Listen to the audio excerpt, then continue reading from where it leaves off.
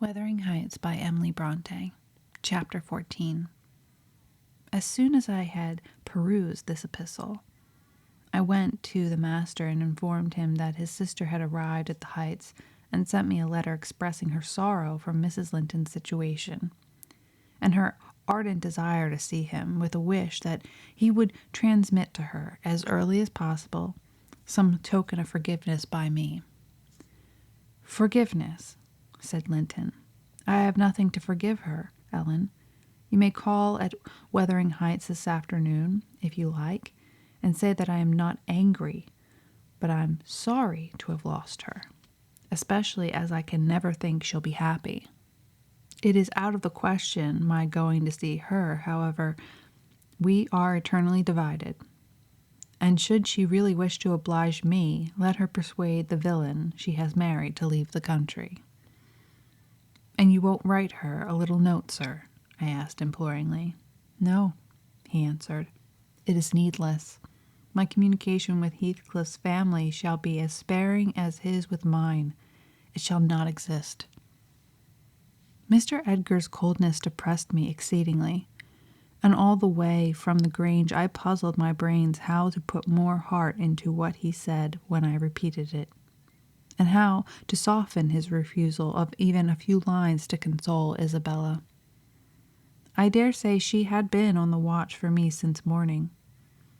I saw her looking through the lattice, and as I came up the garden causeway, and I nodded to her, but she drew back as if afraid of being observed. I entered without knocking. There never was such a dreary, dismal scene as the formerly cheerful house presented. I must confess that if I had been in the young lady's place, I would, at least, have swept the hearth and wiped the tables with a duster. But she already partook the pervading spirit of neglect which encompassed her. Her pretty face was wan and listless, her hair uncurled, some locks hanging lankly down, and some carelessly twisted round her head. Probably she had not touched her dress since yester evening. Henley was not there. Mr. Heathcliff sat at a table turning over some papers in his pocket-book, but he rose when I appeared, asked me how I did, quite friendly, and offered me a chair. He was the only thing there that seemed decent, and I thought he never looked better. So much had circumstances altered their positions that he would certainly have struck a stranger as a born and bred gentleman, and his wife as a thorough little slattern. She came forward eagerly to greet me, and held out one hand to take the expected letter. I shook my head. She wouldn't understand the hint, but followed me to a sideboard, where I went to lay my bonnet, and importuned me to a whisper to give her directly what I had brought.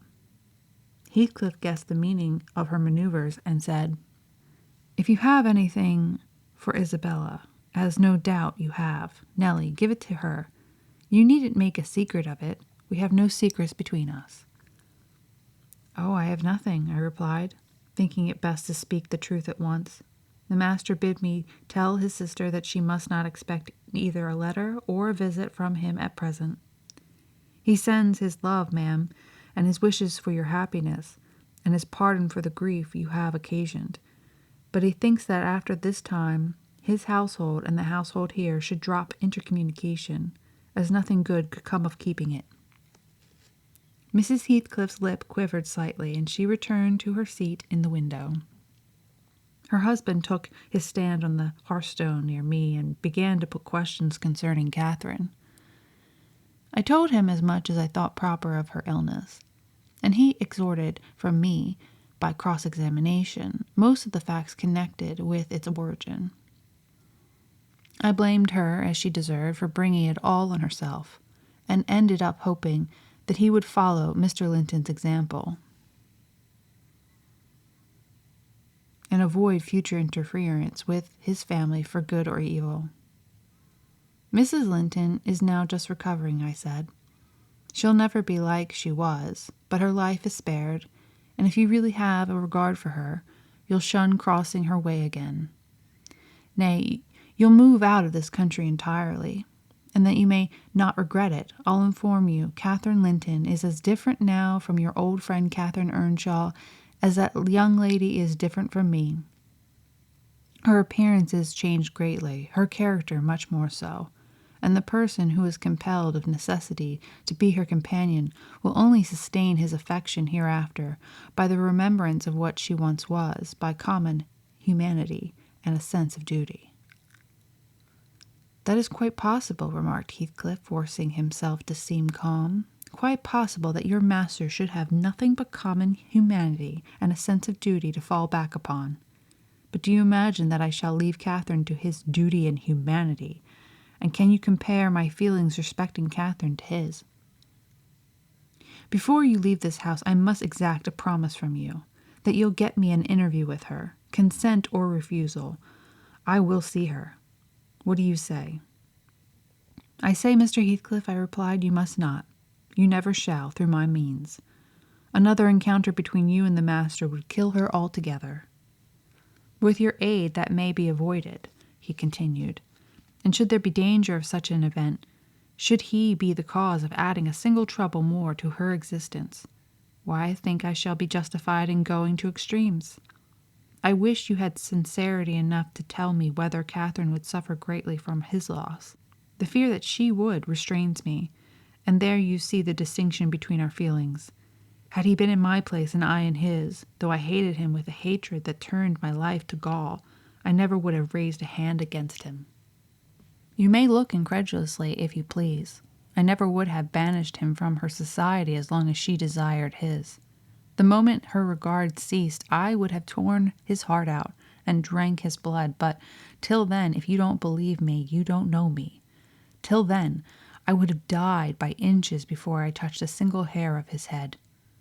And yet, I interrupted, you have no scruples in completely ruining all hopes of her perfect restoration by thrusting yourself into her remembrance now, when she has nearly forgotten you, and involving her in a new tumult of discord and distress. You suppose she has nearly forgotten me, he said. Oh, Nelly, you know she has not. You know as well as I do that for every thought she spends on Linton, she spends 1,000 on me. At a most miserable period of my life, I had a notion of the kind. It haunted me on my return to the neighborhood last summer, but only her own assurance could make me admit the horrible idea again. And then Linton would be nothing, nor Hindley, nor all the dreams that ever I dreamt. 2 words would comprehend my future: death and hell. Existence after losing her would be hell. Yet I was a fool to fancy for a moment that she valued Edgar Linton's attachment more than mine. If he loved with all the powers of his puny being, he couldn't love as much as 80 years as I could in a day. And Catherine has a heart as deep as I have. The sea could be as readily contained in that horse trough as her whole affection be monopolized by him. Tush! He is scarcely a degree dearer to her than her dog or her horse. It is not in him to be loved like me. How can she love in him what he has not? Catherine and Edgar are as fond of each other as any 2 people can be, cried Isabella with such vivacity. No one has a right to talk in that manner, and I won't hear my brother depreciated in silence. Your brother is wondrous and fond of you too, isn't he? Observed Heathcliff scornfully. He turns you adrift on the world with surprising elixir. He is not aware of what I suffer, she replied. I didn't tell him that. You have been telling him something, then. You have written, have you? To say that I was married, I did write. You saw the note. And nothing since. No. My young lady is looking sadly the worse for her change of condition, I remarked. Somebody's love comes short in her case, obviously. Whose, I may guess, but perhaps I shouldn't say. I should guess it was her own, said Heathcliff. She degenerates into a mere slut. She is tired of trying to please me uncommonly early. You'd hardly credit it. But the very morrow of our wedding, she was weeping to go home. However, she'll suit this house So much the better for not being over nice, and I'll take care she does not disgrace me by rambling abroad. Well, sir, returned I hope you'll consider that Mrs. Heathcliff is accustomed to be looked after and waited on, and that she has been brought up like an only daughter whom everyone was ready to serve. You must let her have a maid to keep things tidy about her, and you must treat her kindly. Whatever be your notion of Mr. Edgar, you cannot doubt that she has a capacity for strong attachments, or she wouldn't have abandoned the elegancies and comforts and friends of her former home, to fix contentedly in such a wilderness as this with you. She abandoned them under a delusion, he answered, picturing in me a hero of romance and expecting unlimited indulgences from my chivalrous devotion. I can hardly regard her in the light of a rational creature. So obstinately has she persisted in forming a fabulous notion of my character and acting on the false impression she cherished. But at last I think she begins to know me. I don't perceive the silly smiles and grimaces that provoked me at first, and the senseless incapability of discerning that I was in earnest when I gave her my opinion of her infatuation and herself. It was a marvelous effort of perspicacity to discover that I did not love her. I believed at one time no lesson could teach her that, and yet it is poorly learnt. For this morning she announced as a piece of appalling intelligence that I had actually succeeded in making her hate me. A positive labor of Hercules, I assure you. If it be achieved, I have cause to return thanks. Can I trust your assertion, Isabella? Are you sure you hate me? If I let you alone for half a day, won't you come sighing and wheedling to me again? I dare say she would rather I had seemed all tenderness before you. It wounds her vanity to have the truth exposed. But I don't care who knows that the passion was wholly on one side, and I never told her a lie about it. She cannot accuse me of showing a bit of deceitful softness. The first thing she saw me do on coming out of the Grange was to hang up her little dog, and then she pleaded for it. The first words I uttered were a wish that I had the hanging of every being belonging to her, except one. Possibly she took the exception for herself, but so brutally disgusted her. I suppose she has an innate admiration of it. If only her precious person were secure from injury. Now, was it not the depth of absurdity, of genuine idiocy, for that pitiful, slavish, mean-minded Brock to dream that I could love her? Tell your master, Nelly, that I never in all my life met with such an abject thing as she is. She even disgraces the name of Linton, and I have sometimes relented from pure lack of invention in my experiments on what she could endure, and still creep shamefully cringing back. But tell him also to set his fraternal and magisterial heart at ease, that I keep strictly within the limits of the law. I have avoided up to this point giving her the slightest right to claim of separation, and what's more, she'd thank nobody for dividing us. If she desired to go, she might. The nuisance of her presence outweighs the gratification to be derived from tormenting her. Mr. Heathcliff, said I, this is the talk of a madman, and your wife most likely is convinced you are mad, and for that reason she has borne with you hitherto. But now that you say she may go, she'll doubtless avail herself of the permission. You are not so bewitched, ma'am, are you, as to remain with him of your own accord? Take care, Ellen, answered Isabella, her eyes sparkling irefully. There was no misdoubting by this expression the full success of her partner's endeavors to make himself detested. Don't put faith in a single word he speaks. He's a lying fiend, a monster, and not a human being. I've been told I might leave him before, and I've made the attempt, but I dare not repeat it. Only, Ellen, promise you'll not mention a syllable of his infamous conversation to my brother or Catherine. Whatever he may pretend, he wishes to provoke Edgar to desperation. He says he has married me on purpose to obtain power over him, and he shan't obtain it. I'll die first. I just hope, I pray, that he may forget his diabolical prudence and kill me. The single pleasure I can imagine is to die, or to see him dead. There. That will do for the present, said Heathcliff. If you are called upon in a court of law, you'll remember her language, Nelly. and take a good look at that countenance. She's near the point which would suit me. No, you're not fit to be your own guardian, Isabella, now. And I, being your legal protector, must retain you in my custody. However distasteful the obligation may be, go upstairs. I have something to say to Ellen Dean in private. That's not the way. Upstairs, I tell you. Why is it the road upstairs, child? He seized and thrust her from the room and returned muttering, I have no pity. I have no pity. The more worms writhe, the more I yearn to crush out their entrails. It is a mortal teething, and I grind with greater energy in proportion to the increase of pain. Do you understand what the word pity means? I said, hastening to resume my bonnet. Did you ever feel a touch of it in your life? Put that down, he interrupted, perceiving my intention to depart. You are not going yet.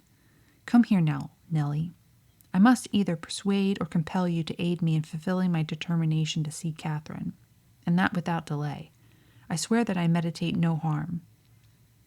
I don't desire to cause any disturbance or to exasperate or insult Mr. Linton. I only wish to hear from herself how she is and why she has been ill, and to ask if anything that I could do would be of use to her. Last night I was in the Grange garden 6 hours, and I will return there tonight. And every night I'll haunt the place, and every day, till I find an opportunity of entering. If Edgar Linton meets me, I shall hesitate to knock him down and give him enough to ensure his quiescence while I stay. If his servants oppose me, I shall threaten them off with these pistols.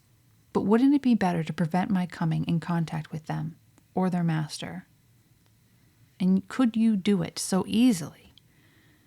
I'd warn you when I came, and when you might let me be unobserved. As soon as she was alone and watched till I departed, your conscience quite calm, you would be hindering mischief. I protested against playing that treacherous part in my employer's house. And besides, I urged the cruelty and selfishness of his destroying Mrs. Linton's tranquillity for his satisfaction. The commonest occurrence startles her painfully, I said. She's all nerves, and she couldn't bear the surprise. I'm positive. Don't persist, sir, or else I shall be obliged to inform my master of your designs, and he'll take measures to secure his house and its inmates from any such unwarrantable intrusions. In that case, I'll take measures to secure you, woman, exclaimed Heathcliff. You shall not leave Wuthering Heights till tomorrow morning. It is a foolish story to assert that Catherine could not bear to see me. And as to surprising her, I don't desire it. You must prepare her. Ask her if I may come. You say she never mentions my name, and that I am never mentioned to her. To whom should she mention me if I am forbidden topic in the house? She thinks you are all spies for her husband. Oh, I've no doubt she's in hell among you. I guess by her silence as much as anything what she feels. You say she is often restless and anxious-looking. Is that a proof of tranquillity? You talk of her mind being unsettled. How the devil could it be otherwise in her frightful isolation?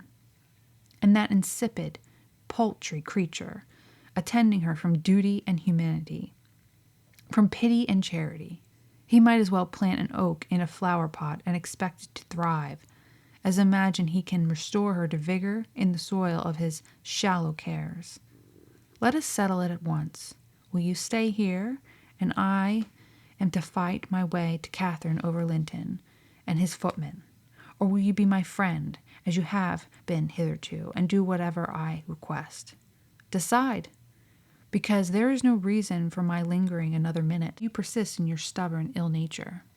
Well, Mr. Lockwood, I argued and complained and flatly refused him 50 times, but in the long run he forced me to an agreement. I engaged to carry a letter from him to my mistress, and should she consent, I promised to let him have intelligence of Linton's next absence from home, when he might come, and get in as he was able. I wouldn't be there, and my fellow servant should be equally out of the way. Was it right or wrong? I fear it was wrong, though expedient. I thought I prevented another explosion by my compliance, and I thought, too, it might create a favorable crisis in Catherine's mental illness. And then I remembered Mr. Edgar's stern rebuke of my carrying tales, and I tried to smooth away all disquietude on the subject by affirming with frequent iteration that betrayal of trust, if it merited so harsh an appellation, should be the last. Notwithstanding, my journey homeward was sadder than my journey thither, and many misgivings I had ere I could prevail on myself to put the missive into Mrs. Linton's hand. But here in Kenneth, I'll go down and tell him how much better you are. My history is dree, as we say, and will serve the while away another morning. Dree and dreary, I reflected as the good woman descended to receive the doctor, and not exactly of the kind which I should have chosen to amuse me. But never mind. I'll extract wholesome medicines from Mrs. Dean's bitter herbs. And firstly, let me beware of the fascination that lurks in Catherine Heathcliff's brilliant eyes. I should be in curious taking if I surrendered my heart to that young person, and the daughter turned out a second edition of the mother. End of Volume 1.